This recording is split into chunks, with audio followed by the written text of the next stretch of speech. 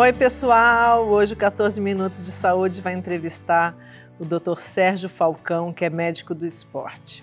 É um prazer ter você aqui, doutor. Nesse período longo de pandemia pelo Covid-19, qual a média de pacientes tratados e acompanhados pelo doutor? Por volta de uns 800 a 1.000 pacientes em UTI, né, em situações graves com Covid confirmado. Quantas mortes? Muitas. Não daria para quantificar, porque muitos pacientes acabam passando, às vezes, no nosso plantão, mas em outros plantões podem ter alta ou evoluir para o mais grave, que é o óbito. Perfeito. Qual o seu posicionamento em relação à Covid? Qual o seu diagnóstico comum relacionado à gravidade? Foi muito engraçado que no começo da pandemia a gente achou que ia ser um vírus para todos, e foi muito notório que as comorbidades que a gente estava correlacionando no começo da pandemia, como pressão alta, diabetes, dislipidemia, passou a ser um segundo plano, né, mediante ao quadro de obesidade, né? E desde maio do ano passado eu venho defendendo a ideia de se exercitar. Então, hoje, um ano depois, ficou muito claro, trabalhos sendo publicados semanalmente, mostrando que essa teoria, né, da obesidade e do exercício físico se tornou realmente a melhor prevenção para não ter agravamento. O vírus, ele pode passar no corpo de todas as pessoas, mas dos que se exercitam ele é muito menos agressivo, menos grave, e muitas vezes nem necessidade de hospitalização existe. Quais as patologias mais comuns na sua clínica? Sua principal abordagem ao tratamento da obesidade? Sim, mas como eu pratico triatlon e consegui juntar muito a teoria à prática, né? Eu tenho dois nichos muito fortes, que são os triatletas de alta performance, de Ironman, meio Iron, e também a turma do sobrepeso, obesidade, né? Geralmente eu costuro uma situação a outra, né? Eu uso uma metodologia onde eu tento tirar o paciente obeso de um vício alimentar para gerar um vício esportivo. E o vício esportivo, ele geralmente ou vai para a intensidade ou vai para o volume. E aí acabo puxando para o meu lado, ó, vem pedalar comigo, vem correr comigo, vamos compartilhar dessa sofrência boa, né? E muitos pacientes que às vezes passam inicialmente no consultório apenas com uma proposta de emagrecer, muitas vezes eu encontro com eles nas corridas, nas provas, mundo afora. E isso para mim é a maior satisfação como médico, né? Imagino. E como colega de treino, né? Então, eu me sinto muito feliz em poder compartilhar um espaço de treino com os meus atletas. Mas são dois nichos, muitos triatletas, atletas de endurance, e também atuo muito com o tratamento de obesidade. Você mora em Salto, hoje a sua clínica é em Salto. Salto e São Paulo. Acabei de sair da clínica, vim para cá. E para quem não conhece, ele é surfista, ele é triatleta, anda de skate, o que mais? Tem mais coisa. Vou abrir a listinha: wakeboard, stand-up paddle, é um atleta nato. De mar aberto e exatamente. Assim vai. Pintou um desafio, eu topo. Que delícia. Como o doutor classifica a obesidade? Eu estava, inclusive, essa semana refletindo um pouco sobre a obesidade, conversando com um paciente meu. A gente está vivendo uma fase de duas pandemias: a pandemia da obesidade e a confluência da pandemia do Covid. E o cruzamento dessas duas pandemias está gerando uma taxa de mortalidade alta.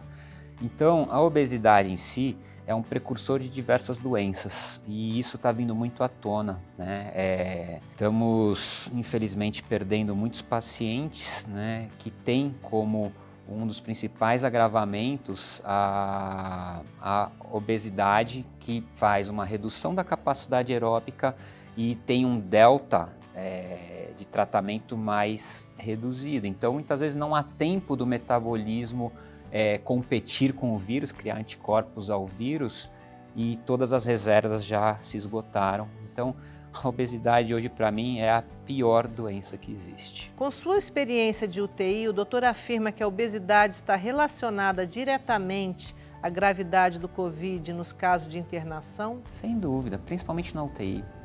Principalmente na UTI. Independente da idade, né, o fator de risco obesidade é muito superior. é muito superior. Você vê pacientes de 22 anos de idade, você fala, nossa, não tem nada, mas é 140 quilos. Tem tudo que não deveria ter, que é sobrepeso. Eu falo muito no esporte de endurance, que é sobre a capacidade aeróbica. A capacidade aeróbica é o quantos ml de oxigênio a gente consegue transportar por quilo corporal a cada minuto. Todo paciente obeso já tem uma diluição dessa capacidade aeróbica. Então, quando você tem a redução dessa capacidade aeróbica, não tem reserva. Normalmente o obeso chega na UTI já entubado, né? Ah, quase sempre. Ou chega entubado ou chega em vias D. E muitas vezes a repercussão não dá tempo nem de tentar, né, através de medicamentos, amenizar a situação do paciente e ele muitas vezes acaba sucumbindo. Os pacientes mais obesos têm uma evolução muito desfavorável. Além da alteração metabólica e da necessidade de uso de ventilação mecânica na UTI para a COVID, que outras patologias associadas podem advir da obesidade? Inflamação é a pior deles. A gente tem a fase mais crítica do COVID está relacionada à elevação de interleucinas pró-inflamatórias e fator de necrose tumoral, TNF-alfa. O paciente obeso ele já tem um direcionamento do sistema imunológico, do sistema de defesa pró-inflamatório e não anti-inflamatório. O exercício físico com orientação e adequação de intensidade e volume, ele passa a ser uma sinalização anti-inflamatória para o metabolismo. E o paciente sedentário obeso, pró-inflamatório. Então, quando chega esse paciente para a gente, ele está inflamado, né? E o que mata muitas vezes esses pacientes é a inflamação. A gente não tem alteração em alguns exames que são marcadores de infecção, a gente não tem alterações de função renal inicialmente, mas toda a inflamação começa a sucumbir os sistemas, igual um efeito dominó vai derrubando uma pecinha por vez. E a gente vai ficando cada vez mais de mãos atadas sem ter o que fazer por esse doente. Então, inflamação, né, associada à obesidade e sedentarismo, está sempre presente nos casos mais graves. Qual a sua atuação no emagrecimento? Como se dá esse processo? Não é fácil, né? Cortar o açúcar e o trigo e fazer exercício, meditação, né, doutor? Eu brinco muito com meus pacientes e falo, vocês querem ouvir o óbvio, né? Comer menos e se exercitar mais. Muitas vezes esse óbvio não está tão óbvio na cabeça desse paciente, porque ele não sabe se é o açúcar, se é o carboidrato, se é a farinha refinada, se é a falta de exercício, se é a intensidade de exercício, se a caminhada serve, se a corrida serve. Então, muitas vezes, dentro do meu atendimento, eu direciono e especifico cada nicho. Então, eu me pauto em 3 bases, que é uma base alimentar, uma base de treino e uma base metabólica. E em cima desses 3 pilares que determinam um plano, eu estabeleço um plano de restauração da saúde, quando não tem, ou de otimização da saúde, quando já existe. Como o doutor descreve boa qualidade de vida e saúde? A primeira coisa é felicidade, né? Tudo a gente de tem bom. que estar feliz com a vida, a gente tem que se olhar no espelho com uma autoestima bacana, a gente tem que ter um fôlego para subir 2, 3 lances de escada sem chegar lá e pedir, pelo amor de Deus, um tubo de oxigênio.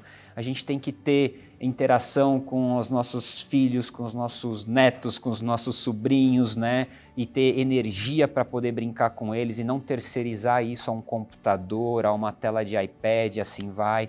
Então, eu vejo muito a felicidade é estar presente, mesmo a gente envelhecendo, estando ao lado dos nossos parentes mais novos ou mais velhos, mas sempre, né, procurando a saúde, o bem-estar e, lógico, ser feliz em cima disso. A obesidade hoje é um mal do século, impactando na saúde pública do Brasil e do mundo.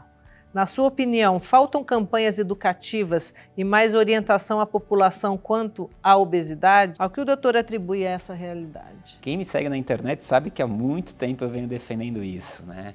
Eu acredito muito que as campanhas a favor da atividade física seria a melhor forma de tratamento precoce para a COVID. Então, a redução da pandemia da obesidade seria a melhor forma de a gente não confluir as duas pandemias, obesidade e Covid, e poder melhorar muito a taxa de mortalidade, para o bem, claro, né? Então, estímulos de atividade física, abertura de parques, orientações com as medidas, né, de higiene pessoal, álcool em gel e máscara, enfim, mas a estimulação do exercício físico é fundamental para a gente conseguir reduzir, né, essa taxa de mortalidade que está altíssima.